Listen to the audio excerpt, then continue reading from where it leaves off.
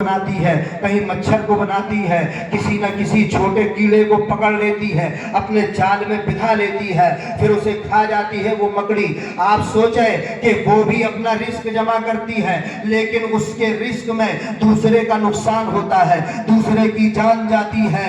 इसी तरह अल्लाह ताला ने सूरह नहल नाजिल फरमाई है, जिसमें शहद की मक्खियों का जिक्र है। वो शहद की मक्खियां पाकीज़ा मकामात पर जाती हैं, फूलों पर जाती हैं, खुशबू वाली जगहों पे जाती हैं, गंदी चीजों पे नहीं बैठती, वहां से अर्क लेती हैं, मुख्तलिफ किस्म का अर्क एक जगह जमा करती हैं, फिर उसका शहद बन जाता है, फिर उस शहद को निकाला जाता है। वो शहद मुफीद होता है, जिसके बारे में अल्लाह कहता है फीहि शिफाउन लिन्नास, इसके अंदर लोगों के लिए शिफा रखी गई है, इसके अंदर लोगों का फायदा रखा गया, ये नफा बख्श है। पता ये चला हमें ऐसा इल्म हासिल करना है जो अपने लिए भी नफा बख्श हो और दूसरे के लिए भी नफा बख्श हो।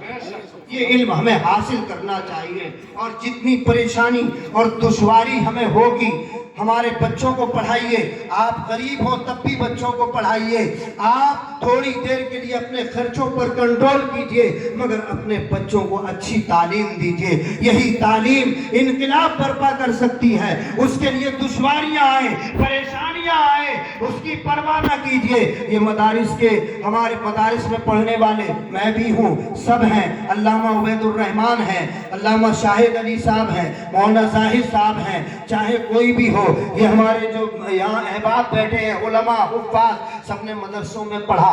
आप देखते हैं मदरसों की जिंदगी कैसी रही है। इनको बड़ी परेशानियां उठानी पड़ी, पतली दाल खानी पड़ी, अपनी मर्जी का खाना नहीं मिला इनको सूखी रोटियां भी खानी पड़ी होंगी, इन्हें अपने माँ बाप को छोड़ना पड़ा, इल्म हासिल करने के लिए भाई बहन की मोहब्बत को कुर्बान करना पड़ा, तन्हा रहना पड़ा, बाहर की फजा में रहना पड़ा, घर बार को छोड़ना पड़ा, दुश्वारियां हासिल की, परेशानियां हासिल की हैं। तो अल्लाह ने जो चीज परेशानियां बर्दाश्त करती है, फिर उसको अल्लाह ऐसी तरक्की देता है कि उसका मकाम फिर नीचे नहीं, आप इनको स्टेजों पे बिठाते हैं। हम देखते हैं कोई हाफिज साहब आ गए हैं, लोग बड़े बड़े बूढ़े बूढ़े लोग अपनी कुर्सी छोड़ देते हैं, आइए हाफिज जी आप बैठ जाइए। इमाम साहब आ गए, उनको कुर्सी पे बिठाया जा रहा है। क्यों? इसलिए कि इल्म न जातो पात का फर्क देखता है, इल्म तो वो है न खासा भी देखता है न सैयदी देखता है। इल्म जिसके अंदर आ गया, एक कोई किसी कास्ट का भी आलिम हो, किसी भी बस्ती में चला जाए, चाहे वो सैयदों की बस्ती हो, अगर उनमें कोई आलिम नहीं है तो नमाज पढ़ाने का हक उसी को हो, वो मुसल्ले इमामत पर आगे बढ़ेगा। तो ये इल्म सरबुलंदी अता फरमाता है। कुरान कहता है कि इल्म के जरिए से लोगों के दर्जे बुलंद कर दिए जाएंगे, अल्लाह उनके दर्जों को बुलंद फरमाता है। उसको एक देहाती मिसाल में हम यो भी समझ सकते हैं, हमारे यहाँ घी बनता है, दूध बनता है, हम देखते हैं दूध से दूध निकाला जाता, दूध से क्या बनाया जाता है, दूध को फाड़ा जाता, उससे एक मखसूस किस्म के जरिए से हम उस पर मेहनत करते हैं। औरतें रई वगैरह होती घुमाती हैं, उस दूध के जरिए से फिर मट्ठा, उसको जब घुमाया जाता है रगड़ पैदा होती है, उससे मट्ठा तैयार होता है और वो नीचे रहता है, एक मोटा सा मादा सफेद ऊपर उछल करके ऊपर आता है। रगड़ खाने के बाद उसको निकाल लिया जाता है, निकालने के बाद रख दिया जाता है। यहीं पर बस नहीं है, रगड़ खा करके वो मादा ऊपर आया है, फिर उसके बाद उसे पकाया जाता है, उसे पकाया जाता है, खूब आग में पकाया जाता है, यहां तक कि वो घी बन जाता है। आप सोचें कि वो रगड़ करके आया, दूध की कीमत तो 50 रुपए लीटर थी, 55 रुपए लीटर थी, लेकिन वही मादा जब रगड़ा गया, उस पर मेहनत की गई और उसने रगड़ बर्दाश्त की, उसने तकलीफ बर्दाश्त की, तकलीफ बर्दाश्त करने के बाद जब वो उछल करके आया है तो उसकी कीमत बढ़ गई है, उसकी कदर बढ़ गई है, अब घी बन गया है। तो वो 800 रुपए किलो बिक रहा है, 1000 रुपए किलो बिक रहा है। क्यों?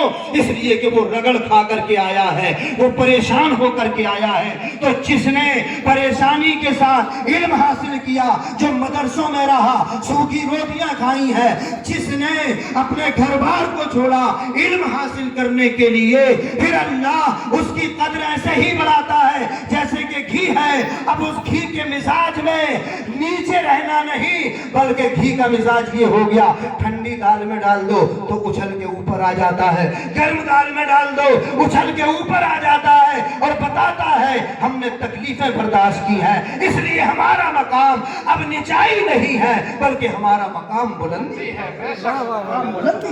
تو اس طرح سے یہ علم ہمیں چاہیے کہ نبی رحمت صلی اللہ علیہ وسلم نے جس طرح اپنے صحابہ کی ٹیمیں بنائی تھی، حضرت سیدنا عبداللہ ابن عباس نے مکہ المکرمہ میں نبی رحمت صلی اللہ علیہ وسلم کے بعد مدرسۃ التفسیر قائم کیا تھا، قرآن پڑھایا جاتا تھا، اور قرآن تبیانا لکل شیء، قرآن میں تو ہر چیز کا بیان ہے، ہر چیز کا بیان ہے، یہ تو سمجھنے والے جانتے ہیں، اللہ جسے جتنا علم دیتا ہے وہ اتنا ہی قرآن سے معانی و مفاہیم تلاش کر لیتا ہے۔ عبداللہ ابن عباس نے مدرسہ قائم کیا، حضرت سیدنا عبداللہ ابن مسعود نے عراق میں مدرسہ قائم کیا، حضرت سیدنا عبداللہ ابن ابی نے مدینے میں مدرسہ قائم کیا۔ اس طرح یہ مدارس بنائے گئے، اس میں پڑھتے تھے تابعین اکرام، پھر ان کی جماعتیں بنی، وہ جماعتیں جگہ بجگہ پھیلی، انہی میں سے لوگ ہندوستان بھی تشریف لائے، سوڈان گئے، افریقہ گئے، شام گئے، چاروں طرف پھیل گئے۔ تو یہ شمع رسالت کی کرنیں ہیں جو آپ تک پہنچی ہیں، اس لیے اولین فرصت میں چاہے مجلسوں میں ملے، چاہے مدرسوں میں ملے، چاہے علماء سے ملے، ہمیں علم حاصل کرنا چاہیے، اس لیے کہ یہ رسول اللہ کی پسندیدہ چیز ہے، رسول اللہ کا اولین مقصد یہ ہے۔ نعرہ تکبیر، نعرہ تکبیر، نعرہ رسالت، تعلیمی بیداری کانفرنس، نعرہ تکبیر، نعرہ رسالت، ماشاءاللہ سبحان اللہ۔ میرے بھائیوں، اللہ تعالیٰ کے رسول نے کتنا کرم فرمایا، آپ علم حاصل کریں گے تبھی نہ سمجھیں گے۔ ہمیں وسیع القلب، سب سے بڑی بات جو ہے، ہم چاہے کہیں سے بھی مرید ہوں، مرید ہونے سے کیا ہمارا اسلام بڑھ جاتا ہے؟ کبھی ایسے گروپ دیکھے اس سے پہلے ہیں کہ ابو بکر صدیق کی پارٹی کا الگ مسلمان ہے، عمر فاروق کی پارٹی کا الگ مسلمان ہے، حضرت سیدنا علی مرتضیٰ کے پاس بیٹھنے والے الگ قسم کے مسلمان ہیں، ابو دردہ سے تعلیم حاصل کرنے والے کیا الگ قسم کے مسلمان ہیں؟ نہیں، سب کو مل کر کے رسول اللہ کی بارگاہ میں حاضر ہونا ہے، چاہے کوئی قادری ہو، چاہے کوئی چشتی ہو، چاہے کوئی نقشبندی ہو، پیروں کا ادب و احترام اپنی جگہ پر، رسول رحمت کی تعلیم جو سب کو جوڑتی ہے، جو سارے سلسلوں کو جوڑتی ہے، سارے مریدوں کو جوڑتی ہے، وہ رسول اللہ کی تعلیم ہے۔ لہذا کوئی پیر بھی ہمیں یہ تعلیم نہیں دیتے کہ آپ پھلاں سے نہ جوڑیے، پھلاں پیر کا احترام نہ کیجئے۔ میں تو سمجھتا ہوں کہ کوئی پیر ایسا نہیں کر سکتا۔ کیوں کرے گا؟ کیونکہ اس نے بھی تو رسول اللہ کی تعلیم حاصل کی ہے، اسے بھی تو پتا ہے۔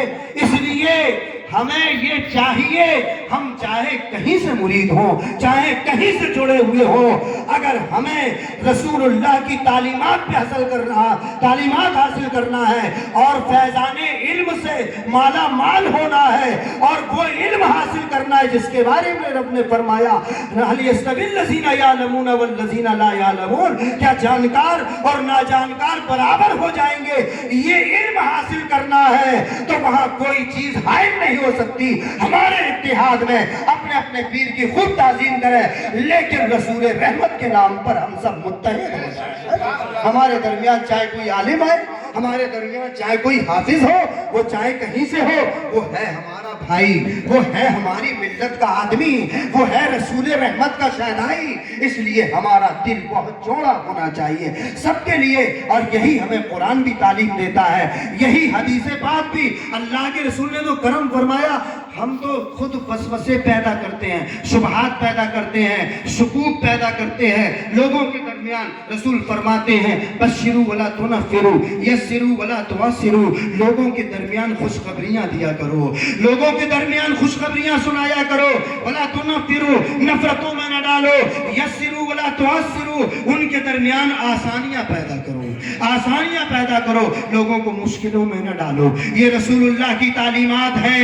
लिहाजा कोई आपको मुश्किल में डालता है अगर, तो समझ लेना कि वो रसूलुल्लाह की तालीम आशना नहीं है, वो रसूल रहमत की तालीम से फैज नहीं ले पा रहा है, इसलिए हमें बांटने की बात करता है। हम कहीं भी हो, हम अहले सुन्नत वल जमात है, हम हिंदुस्तान में हो चाहे दुनिया के किसी भी गोशे में हो, हमारा रिश्ता ईमान ऐसा मजबूत है, हम रसूलुल्लाह के नाम पर एक हुए हैं, हम रसूलुल्लाह के नाम पर भाई भाई हैं, हम रसूलुल्लाह के नाम पर एक दूसरे के लिए बिल्कुल आईना बन जाएं। वरना हमारे नबी ने तो इतना करम फरमा दिया, करम फरमा दिया। जो सुकूक व शुबहात, एक सहाबी ने अर्ज किया बारगाह रिसालत में कि या रसूल अल्लाह, हमारे दिल में ऐसे गंदे ख्यालात पैदा होते हैं कि कभी ऐसा लगता है कि या रसूल अल्लाह जल करके मैं राख हो जाऊं, मिशकात शरीफ में है, जल करके मैं राख हो जाऊं।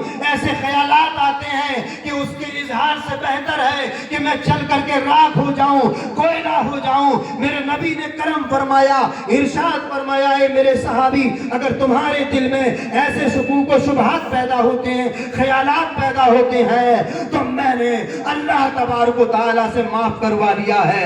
अल्लाह ने फरमा दिया कि ऐ रसूल, तुम्हारे उम्मतियों के दिल में अगर ऐसे ख्यालात पैदा होते हैं तो वो शैतान की तरफ से वसवसे होते हैं, और इन वसवसों पर हम उन बंदों की गिरफ्त नहीं कर पाते। हमारे नबी है जिन्होंने हमारे लिए, हमारे बचाव के लिए ये इंतजाम किया है। नमाज में एक सहाबी ने अर्ज किया, या रसूलल्लाह, हम नमाज पढ़ने जाते हैं तो कहीं रोटी का ख्याल, कहीं दाल का ख्याल, कहीं बच्चे का ख्याल, मफहूमन बता रहा हूँ, यानी तरह तरह के दुनिया के ख्यालात आते हैं। यहाँ तक कि सलाम फेर देते हैं, जब चलते हैं तो अपने आप को खुद ही सोचते हैं हमने ये क्या किया। पूरी नमाज में तो दुनिया का ख्याल रहा, कहीं बीवी का, कहीं बच्चे का, कहीं किसी का, कहीं किसी का। या रसूल अल्लाह, जब सलाम फेरता हूं तो ऐसा लगता है कि मैंने नमाज ही नहीं पढ़ी है। जानते हो नबी ये रहमत क्या फरमाते हैं, ऐ मेरे सहाबी, नमाज न छोड़ना, नमाज पढ़ा करो। ये वसवसे शैतान डालता है, तुम अपना अमल पूरा करो, अल्लाह तुम्हारी नमाज को कबूल फरमा लेगा, शैतानी वसवसों पर गिरफ्त नहीं पड़ेगी।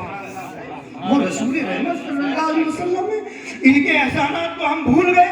हम दुनिया में आकर के चंद बातों पर या किसी बात पर मुख्तलिफ हो जाएं, एक दूसरे से बढ़ जाएं। नहीं मेरे भाइयों, आप बड़े काबिले कद्र हो, आप चतेला में रहते हो, हम अजीतापुर के रहने वाले, हम फतेहपुर में लोगों को पढ़ा रहे हैं। अगर यही मामला हो कि बंटवारा हो जाए तो फतेहपुर के लोग हमको भगा दें, भाग जाओ यहाँ से, ये तुम्हारा इलाका थोड़ी है, यहाँ तो हम रहते हैं। ये उलमा की रोजी को फैला दिया गया, उनको ये कहा गया कि तुम्हें जगह ब जगह खिदमतें करना है, जहां जरूरत पड़ेगी वहां आलिम पहुंचाया जाएगा, पहुंच जाएगा, वो तुम्हें बताएगा, समझाएगा। समझने की कोशिश करो, दिलों को बहुत वसी कर लो, और रसूलुल्लाह की तालीमात से आप अपने दिलों को रोशन कर लो। यही हमारी दुनिया में कामयाबी की दलील है, और यही हमारे लिए तोशहे आखिरत है ना। अब चाहे मौलाना जाहिद अली हो, चाहे मौलाना शाहिद अली हो, चाहे कोई भी हो, हमारे ये उलमा सब तशरीफ फरमा है, हाफिज इंतखाब ये भी वहीं पढ़ा रहे हैं फतेहपुर में, और भी दीगर हुफ्फाज उलमा जो खिदमतें अंजाम दे रहे हैं। अल्लाह ताला इनके इल्म में और इनकी उम्रों में इजाफा फरमाए कि मजीद अगर ये बैक हो जाए मियाँ तो नमाज पढ़ाने वाला कोई नहीं मिलेगा। समझ गए? अगर ये बैक हो जाए, ये छोड़ दे, क्या इनको किसी कुत्ते ने काटा है कि ये मस्जिद में इमामत ही करें? भाई ये चाहे ये कंप्यूटर सीख सकते हैं, ये भी तो इंसान है, ये कुछ भी सीख सकते हैं, ये कोई कहीं भी काम कर सकते हैं, किसी दुकान पे काम कर सकते हैं, कोई बिजनेस कर सकते हैं। ये अल्लाह का करम है कि इनके दिलों में अभी तक ये मोहब्बत है इस्लाम की कि कलील तनख्वाहों पर और कौम के एतराज सुन करके, कौम की गालियां सुनकर फिर भी वो इमामत के फराइज अंजाम देते हैं, फिर भी आपके बच्चों को पढ़ाते हैं। تو ہمارے صحابہ نے اور رسول رحمت نے ہمیں یہ تعلیم دی کہ ہر گاؤں میں ہماری تعلیم گاہ ہونا چاہیے، ہمارا مدرسہ ہونا چاہیے، تاکہ ہمارے بچے وہاں پڑھتے رہے، کچھ نہ کچھ سیکھتے رہے، اور اسلامی گرمی اور ایمانی رمق ان کے اندر ہمیشہ باقی رہے۔ مالک و مولا کی بارگاہ میں ہم دعا کرتے ہیں کہ رب قدیر ان چند باتوں پر ہمیں بھی اور آپ کو بھی عمل کرنے کی توفیق عطا فرمائے۔ وآخر دعوانا ان السلام۔